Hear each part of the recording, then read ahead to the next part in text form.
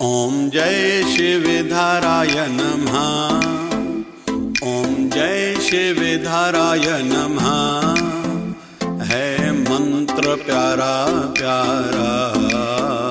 ओम जय शिवधाराय नमः। जय जय शिवधारा, जय जय शिवधारा। अक्सर बहुत लोग चिल्लाते रहते हैं मेरा अधिकार तो इससे ज़्यादा था, मुझे उतना नहीं मिला।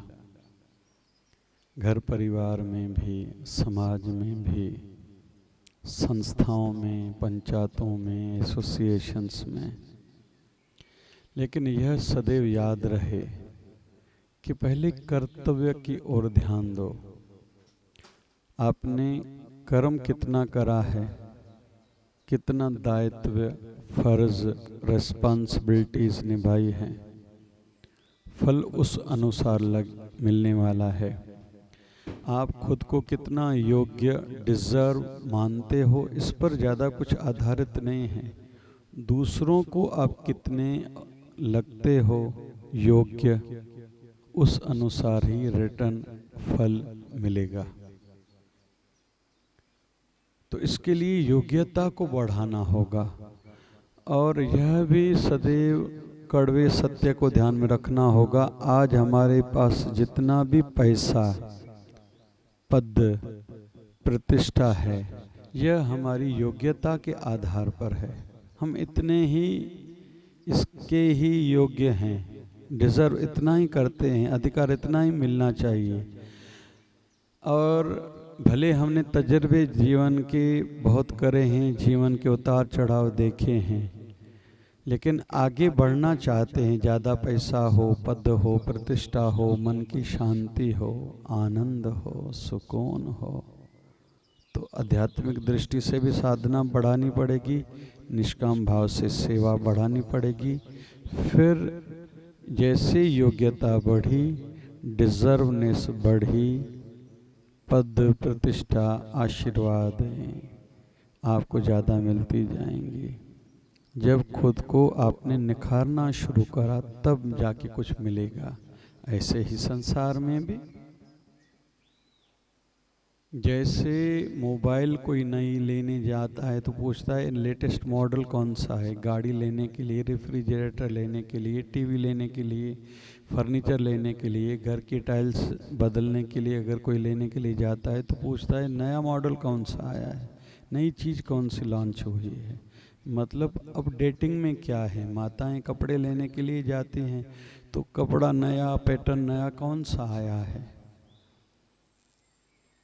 तो वहाँ हम लोग अपडेटिंग की ओर ध्यान देते हैं। नया होटल कौन सा खुला है, आइसक्रीम पार्लर कौन सा नया खुला है, ब्यूटी पार्लर कौन सा नया खुला है, गाड़ियों का शोरूम कौन सी कंपनी की कौन सी नई गाड़ी लॉन्च हुई है जो मेरे रेंज में आती है। तो वहाँ अपडेटिंग, फिर अपग्रेडिंग करना चाहते हैं। वैसा हम खुद को ढालें, बनाएं, लेकिन कहीं कहीं इस दिशा में हम चूक जाते हैं। जब अपडेटिंग के साथ अपग्रेडिंग करनी रहती है, मैं खुद को क्यों बदलूं, मैं खुद को नहीं बदलूंगा। अरे भैया, समय के हिसाब से तूने कपड़ों का पैटर्न बदला, घर की एलिवेशन, घर की इंटीरियर डेकोरेशन बदली, दुकान, धंधा, फैक्ट्री, ऑफिस को तूने बदला, नौकर चाकर बदले, अभी थोड़ा स्वभाव में भी बदलाव लाओ भैया। तेरी योग्यता बढ़ेगी तो तेरी कदर बढ़ेगी, रिटर्न बढ़ेगा, फल बढ़ेगा, मान सम्मान बढ़ेगा। जो तू चाहता है, जिद न करो, अड़े न रहो, अटके न रहो। ऐसे हर दिशा में ही कुछ बेसिक सिद्धांत नहीं बदलने रहते। मैं सत्यवादी ही बना रहूंगा, कुछ भी हो जाए। राजा हरिश्चंद्र जी ने अंतिम समय तक सत्य को न त्यागा। कितनी नई कठिनाइयां झेलनी पड़ी थी। राज काज सब दे दिया, पत्नी को बेचा, पुत्र को बेचा, फिर मसान के पास जाके नौकरी करी, फिर पत्नी आई है मृतक बेटे रोहित को लेके, कि इसका बगैर पैसे लिए हुए आप अग्नि संस्कार अंतिम संस्कार करो। कहता है नहीं, मैं मालिक से सच्चा हूँ, उन्होंने मुझ पर विश्वास करा है। बोले हम दोनों का बेटा है, भले होगा। राजा हरिश्चंद्र जी कहते हैं भले होगा, लेकिन इस समय में मसाणी का, मसान शमशान घाट में जो मालिक है उसका नौकर हूँ। मैं वहाँ के नियमों का पालन करूँगा। भले अपना ही, दोनों का हमारा ही बेटा है, लेकिन फिर भी पैसे नहीं दोगी तो इसका अंतिम संस्कार नहीं करूँगा। इतना डटे रहे थे, तभी तो कोई भी। लेकिन ये घटना है सतयुग की, तभी कहते हैं बहुत लोग के ये बड़ा हरिश्चंद्र सामने आया है। तो हरिश्चंद्र कल तो नहीं हुए। तो बेसिक संस्कार जो भी हैं, सिद्धांत हैं, उसको नहीं बदलना, लेकिन बाकी तो बदलते जाना है ना खुद को। शास्त्रों में देखते हैं कि कोई शरीर से निवृत्त होता है, फ्रेश होता है, तो मट्टी से हाथ धोने चाहिए। तो हाथ आज कोई मट्टी से धोता है क्या? साबुन से धोता है, हैंड वॉश से धोता है। हमारे शिवधारा के हैंड वॉश तो बहुतों को अच्छे लगते हैं। पहले बालों में आंवला, आरीठा, शिकाकाई आदि 3 चीज़ें बना के बालों में डाले जाते थे। आज शैम्पू बने हैं। हमारे शिवधारा के शैम्पू बहुतों को अच्छे लगते हैं। फिर शैम्पू अलग अलग हैं, जिनके बाल झड़ते हैं उनके लिए अलग है, बाल घने हों, जिनको डैंड्रफ हो, शिवधारा के शैम्पू अलग अलग हैं। हमारे गुरुदेव कहते थे पत्ता पत्ता, पैदल चलना, पानी पीना, पसीना बहाना, यह नियम बनाओ। पैदल चलना, पत्ता, तुलसी, नीम और बेलपत्र। तो हमने तो इसकी गोलियां ही बना ली, नीम, तुलसी और बेलपत्र की, जिसका नाम ही रखा है शिववटी। 2 गोली सवेरे, 2 गोली शाम। जिनको मधुमेह की बीमारी है, जिनको उत्साह की कमी है, जिनको त्वचा की बीमारी है, सबके लिए है। तो पैदल चलना, पत्ते खाना, परहेज करना, पानी ज़्यादा पीना और पसीना ज़्यादा शरीर से निकले। अगर स्वस्थ रहना है तो हमारे गुरुदेव भगवान ये 5 नियम बताते थे। लेकिन युग के हिसाब से परिवर्तन हमने लाया। फिर गोलियां तो सभी गोलियां हैं। नारायणवटी एक गोली बनाई है, जिनको सर में दर्द रहता है, आधे सर में दर्द, माइग्रेन रहता है, टेंशन रहता है, नींद अच्छी नहीं आती, ज़्यादा शक्ति कमज़ोर है, उसके लिए नारायणवटी गोली बनाई है। तो अपडेटिंग, अपग्रेडिंग में हम लोग संसार की दृष्टि से आ रहे हैं, तो आध्यात्मिक दृष्टि से क्यों नहीं आए? मूल सिद्धांत नहीं बदलने हैं। जैसे हम लोग महाभारत में देखते हैं, गुरु द्रोणाचार्य कौरवों और पांडवों दोनों के बच्चों की गुरु हैं, सिखाते हैं। पहला सबक लेसन दिया था, शिक्षा दी थी, सत्य बोलो। दूसरे दिन सबसे पूछे, सबको याद है कल वाली सीख? बोले हाँ। लेकिन युधिष्ठिर महाराज ने कहा था नहीं, क्योंकि मेरे जीवन में कोई ऐसी घटना घटे, मैं उस पर चलूं, जीवन में अपनाऊं, तभी तो मैं कह सकूंगा ना मैंने सत्य को अपनाया है। फिर क्रोध नहीं करना। कई दिनों तक कहते रहे मुझे याद नहीं। सबने हाथ ऊपर करके विद्यार्थियों ने कहा था, कौरव और पांडवों ने हमें याद है। गुरु द्रोणाचार्य को एक दिन गुस्सा आया, थोड़ी पनिशमेंट दी, सजा दी। तो उस समय युधिष्ठिर महाराज ने कहा था मुझे याद है। तो गुरु ने कहा जब पनिशमेंट, सजा मिली, तब जाके तुम कहते हो कि मुझे याद है। बोले नहीं, पहले मुझे किसी ने गुस्सा दिलाया ही नहीं। अभी आपने डांटा, पीटा, पनिशमेंट करी, लेकिन मुझे फिर भी गुस्सा नहीं आया। अभी मैं कह रहा हूँ कि मुझे आपकी शिक्षा याद है, क्योंकि केवल सुननी नहीं, अपनानी है। तो जो योग्य होता है वही ऊंचे पद पर पहुंचता है। जैसे कहते हैं ना कि एक पिताजी को अपने 3 बेटों में संपत्ति बांटनी थी। विवाहित थे तीनों बेटे। उनको कहा कि आज दुकान पर शाम को सभी लोग मिलेंगे, बैठेंगे, मीटिंग करेंगे और मैं अपनी संपत्ति बांटूंगा तीनों में, और कुछ मेरे पास विशेष चीज़ें हैं वो किसी योग्य बेटे को दूंगा। तो पहले बेटे कहते हैं घर में क्यों नहीं हम लोग बैठ के ही इसका निर्णय करें? तो पिताजी कहते हैं नहीं, स्त्रियों की आप सबकी धर्मपत्नियां यहाँ हैं, पक्षपात की कहीं ना कहीं बात आ जाएगी, मैं तो योग्यता देखूंगा, ये बातें यहाँ घर नहीं होंगी। गए दुकान पे, जैसे पिताजी और तीनों बेटे बैठे थे, पिताजी ने एक केला बड़े वाले बेटे को कहा, जाके बाहर दुकान के गली में रोड पर खा के वापस आ जाओ। पिता देख रहे हैं, वह बाहर गया, छिलका उतारा, केला खाया, छिलका फेंका, अंदर आ गया। पिता ने कहा बैठ जाओ। दूसरे बीच वाले बेटे को कहा, ये लो केला, बाहर जाके रोड पे खा के आ जाओ। उसने छिलका उतारा, पिताजी देख रहे हैं, केला खाया, लेकिन छिलका जहाँ किचरा पड़ा था डब्बे में डाल के आए। तीसरे छोटे वाले बेटे को कहा, लो एक केला, बाहर जाके रोड पे खा के आओ। छिलका उतारा, केला खाया, वो छिलका एक गैया को खिला के वापस आया। पिता ने कहा भैया मेरा निर्णय हो चुका है। तो तीनों बेटों ने आश्चर्य भरी नज़र से पिता की ओर देखा, क्या हुआ ऐसा? पिता ने बड़े वाले बेटे को कहा, तूने केला खाया, माँ बाप को खुशी होती जब संतान कुछ खाती पीती है, फलती फूलती है तो बढ़ती है आगे तो, लेकिन खुद केला खाया, छिलका रास्ते पर फेंक दिया। कोई उस पर फिसल जाए, किसी की टांग टूट जाए और घर का वो कमाने वाला हो तो पूरा घर परिवार उसका डिस्टर्ब हो जाए। तो उन्हें खुद के सुख का ध्यान रखा, लेकिन उसके कारण दूसरों को तकलीफ पहुंचेगी इसका ध्यान तो उन्हें नहीं रखा। चलो सामान्य तो तुझे हिस्सा मेरी संपत्ति से मिलेगा ही, लेकिन विशेष नहीं। दूसरे को कहा तूने अच्छा किया, केला खाया, छिलका किचरे के डब्बे में फेंक दिया, यहाँ तक तो ठीक है, लेकिन तू चाहता तो इसका सदुपयोग कर सकता था, तो तुझे भी सामान्य हिस्सा अपनी संपत्ति में से मिलेगा। तीसरे बेटे को कहा तू ही मेरा योग्य बेटा है। खुद खाया, मुझे बहुत अच्छा लगा, खुशी हुई, लेकिन वही छिलके का सदुपयोग करा, गैया को खिलाया, पुण्य भी कमाया, सदुपयोग उस वेस्ट वाली चीज़ का भी करा।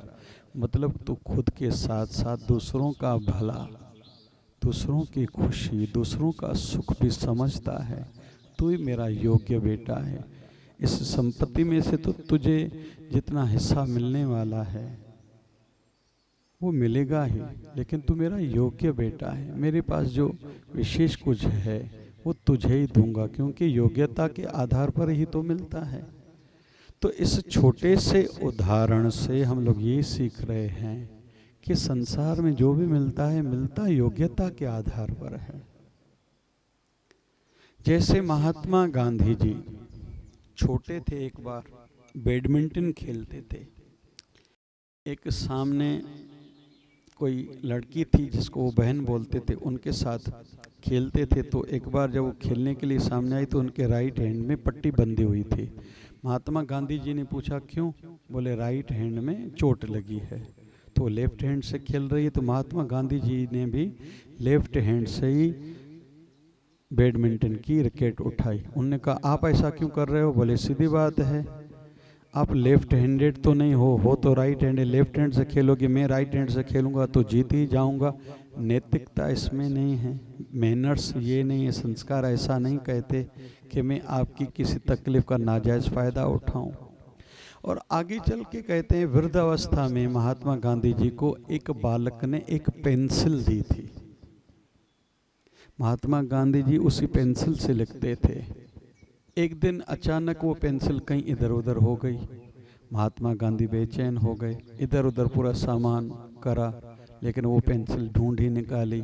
फिर संतोष से वो कार्य उस पेंसिल से करने लगे, कुछ लिखने लगे। तो पूछने पर बताया कि किसी ने अपनी इस पेंसिल के माध्यम से सद्भावना मुझे दी थी, उस सद्भावना का मुझे कदर करना था, और संतोष तब मिला जब वो चीज़ मुझे मिली और उसका सदुपयोग अभी हो रहा है। तो इन छोटे उदाहरणों से हम लोग सीख रहे हैं महात्मा गांधी ने बाल्यकाल में जो सिद्धांत नियम बनाए थे, वृद्ध अवस्था तक भी, शरीर के अंतिम सालों तक भी वही सिद्धांत नियम बनाए रखे, और यही आज्ञा हमारे लिए भी है। और योग्यता इसी को ही तो कहा जाता है, और आंकलन हमारा इन्हीं बिंदुओं पर तो होता है। कि धर्म संकट का समय आया, किसी ने कितना धर्म का फिर पालन करा या नहीं करा, या त्याग कर दिया या भुला दिया। सुख के समय में बहुत लोग अपने नैतिक धर्म को भुला देते हैं। अपने पूर्वज हों, बाल्यकाल के मित्र हों, दोस्त हों, और जो गरीब बेचारे रिलेटिव्स हैं उनको भुला बैठते हैं। जिन बच्चों के साथ बाल्यकाल में खेले थे उनमें से हो सकता है किसी का जीवन काल अच्छा नहीं चल रहा, बहुत लोग उनको याद तक नहीं रखते। तो योग्यता आधारित है कि बेसिक जो संस्कार हैं, मूल संस्कार हैं, बेसिक मैनर्स को याद रखें, बनाए रखें, और इधर से योग्यता को बढ़ाते जाएं। बड़े पढ़ाई करें, पढ़ाई की कोई सीमा नहीं है, सीखते जाएं। बहुत लोग अलग अलग भाषाएं सीखते हैं, अलग अलग फैकल्टीज में काम करते हैं। हमारे थॉमस एडिसन हो, इतने आविष्कार करे हैं, 2200 से ज़्यादा बोलते हैं उन्होंने आविष्कार करे हैं। अच्छा है, अच्छा है।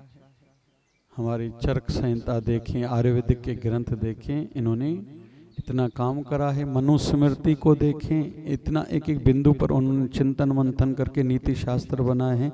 चाहे चाणक्य नीति देखें, चाहे विदुर नीति देखें, ऐसे ये ग्रंथ थोड़ी बने हैं।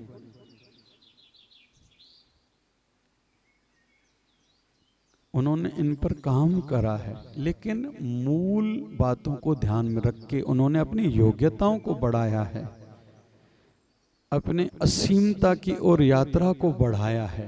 क्योंकि परमात्मा को ये संसार तो ज्ञान से भरा पड़ा है, प्रेम से भरा पड़ा है, प्रकृति तो आनंद से भरी पड़ी है। किसी को आनंद लेना आना चाहिए, ये योग्यता बढ़ानी होगी। कहते हैं ना, जहाँ न पहुँचे रवि वहाँ पहुँचे कवि। कवि की कल्पना कहाँ पहुँचती है? जहाँ रवि सूर्य भी नहीं पहुँच सकता। तो ये कल्पना कहाँ से? ये योग्यता, ये तो है ना। उन्होंने किसी से दृष्टि प्राप्त करी और उस दिशा में काम करा। मूल संस्कार वही, जैसे शरीर के मूल धर्म तो वही रहेंगे ना। कोई कितना भी बड़ा आदमी हो, अमीर हो, गरीब हो, किसी भी देश में रहता हो, किसी भी वर्ण से हो, आश्रम से हो, किसी भी धर्म से हो, मूल धर्म तो वही है। नींद करनी पड़ेगी, खाना खाना पड़ेगा, पानी पीना पड़ेगा, स्नान करना पड़ेगा। बोलने से मन का गुबार या जो अंदर में भारीपन है वो दूर होता है। और संगीत रूह की ग़िज़ा मानी जाती है। दो बेसिक जो बातें वो तो एक जैसी है। खून का कलर लाल है, हर किसी की हार्ट छाती के लेफ्ट भाग में है, लिवर पेट के राइट भाग में है, स्प्लीन लेफ्ट भाग में है, पेनक्रियास राइट भाग में है, किडनी दोनों साइड में है। ये तो मूल बातें तो सबकी एक जैसी है ना। स्वास्थ्य की दृष्टि से, एनाटॉमिकल दृष्टि से देखें तो आंखें दो ही हैं। ऑप्टिक नर्व के माध्यम से ब्रेन ये देखता है, ये अमुक व्यक्ति है, ये इस कलर का कपड़े पहने हुए है, ये अपना है, ये पराया है, ये अच्छा लग रहा है, ये बुरा लग रहा है। ये दिमाग ही तो निर्णय लेता है, लेकिन आंखों के माध्यम से। तो मूल बातें तो वही हैं।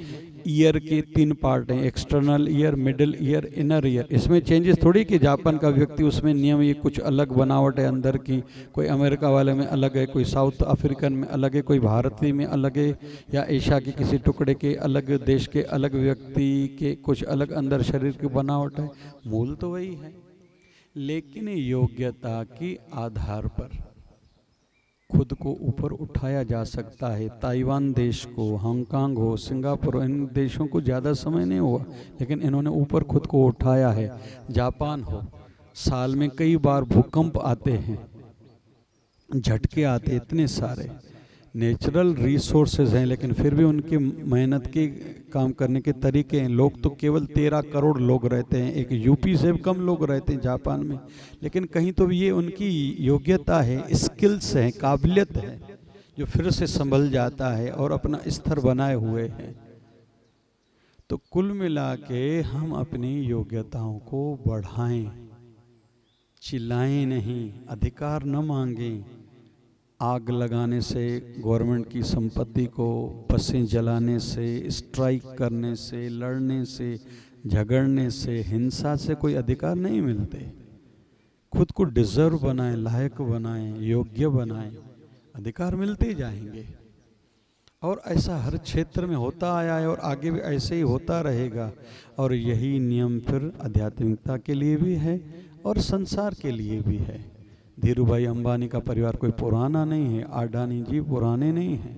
ऐसे राजनीतिक दृष्टि से भी हम लोग देखेंगे जो जो पार्टियां अभी आगे बढ़ रही हैं तो कहीं तो भी उनकी योग्यता बढ़ी हुई होगी और आगे भी नियम यही है। तो बगैर चिल्लाए अपनी योग्यता को बढ़ाएं, खुद को ऊंचा उठाएं। आध्यात्मिकता में भी संसार में भी मूल मंत्र यही है। जय जय शिवधारा, जय जय शिवधारा, जय जय शिवधारा। जय शिवधारा, जय जय शिवधारा।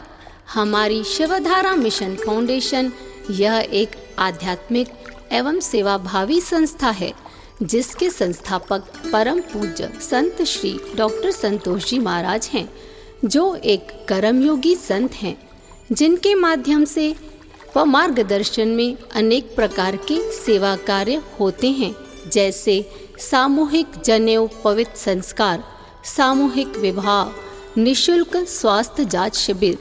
29 नवंबर 2015 से लगातार प्रतिदिन गरीबों में भोजन वितरण, अत्यल्प शुल्कों पर गरीबों के मोतियाबिंदु ऑपरेशन शिवधारा नेत्रालय में किए जाते हैं। इन सभी कार्यों के चलते दिनांक 28 नवंबर 2021 में भव्य जय शिवधारा धाम अमरावती का भूमि पूजन अनेक संतों, महापुरुषों एवं महान विभूतियों की मौजूदगी में हुआ। अब प्रथम चरण में शिवधारा सत्संग हॉल एवं संतों, महापुरुषों व भक्तों के रहने हेतु कमरों का निर्माण कार्य प्रारंभ हो चुका है, जहां सत्संग के माध्यम से हमारा जीवन आध्यात्मिक बने और हमें मन की शांति प्राप्त हो। सभी समाज बंधुओं को शिवधारा मिशन फाउंडेशन संस्था खुले मन से आवाहन करती है।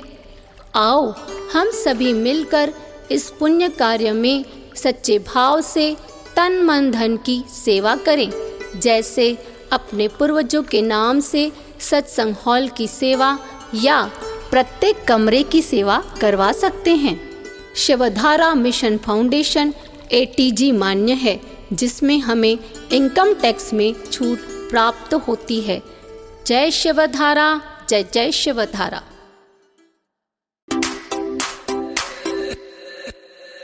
ओम जय शिवधाराय नमः। ओम जय शिवधाराय नमः। है मंत्र प्यारा प्यारा।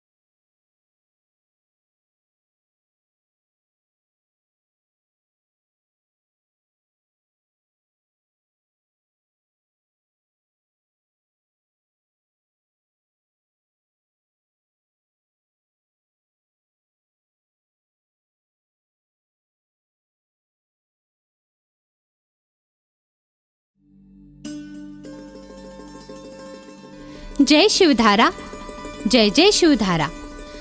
आपको बताते हुए अत्यंत हर्ष हो रहा है कि परम पूज्य संत श्री डॉक्टर संतोष कुमार जी महाराज जी ने गत कई वर्ष पहले शिवधारा मिशन फाउंडेशन की स्थापना की, जिसके अंतर्गत भारत के विभिन्न नगरों में पूज्य शिवधारा आश्रम की स्थापना हुई एवं कई प्रकार के सेवा प्रकल्प चल रहे हैं, जिसमें समय समय पे शिवधारा सामूहिक विवाह, शिवधारा सामूहिक जनेऊ पवित्र संस्कार, शिवधारा राम रोटी भोजन, असहाय एवं जरूरतमंदों में 29 नवंबर 2015 से निरंतर सेवा की जा रही है।